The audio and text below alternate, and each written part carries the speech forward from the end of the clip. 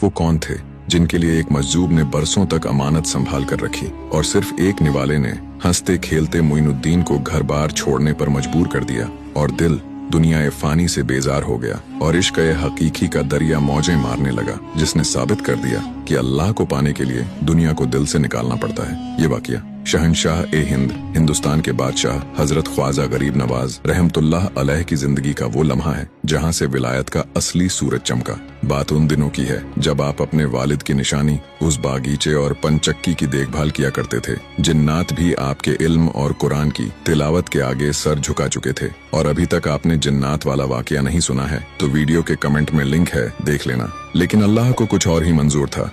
एक रोज आप अपने बागीचे में मौजूद थे कि अचानक वहाँ एक बुजुर्ग तशरीफ लाए। वो कोई आम बुजुर्ग नहीं थे। उनकी आंखों में एक अजीब सी चमक थी, कपड़े फटे हुए, बाल बिखरे हुए। दुनिया वाले उन्हें दीवाना कहते थे, बच्चे उन्हें पत्थर मारते थे, मगर ख्वाजा गरीब नवाज की नजर ने पहचान लिया कि ये कोई मामूली शख्सियत नहीं है बल्कि अल्लाह के एक मजजूब हैं। ये बुजुर्ग थे हजरत इब्राहिम कंदौजी रहमतुल्लाह अलैह। लोग जिन्हें पागल समझ रहे थे, गरीब नवाज ने दौड़कर उनका इस्तकबाल किया। बड़े अदब से उन्हें एक दरख्त के नीचे बिठाया। आपके दिल में ख्याल आया अल्लाह के इस नेक बंदे की कुछ खिदमत की जाए। आप फौरन बागीचे से ताज़ा और रसीले अंगूर तोड़ कर लाए और अपने मुबारक हाथों से उनके सामने पेश किया। बुजुर्ग बहुत खुश हुए। वो अंगूर का एक एक दाना खाते जाते और मुस्कुराकर उस नन्ही सी जान मोइनुद्दीन हसन को देखते जाते। अचानक उस मजजूब ने पूछा, बेटा तुम्हारा नाम क्या है?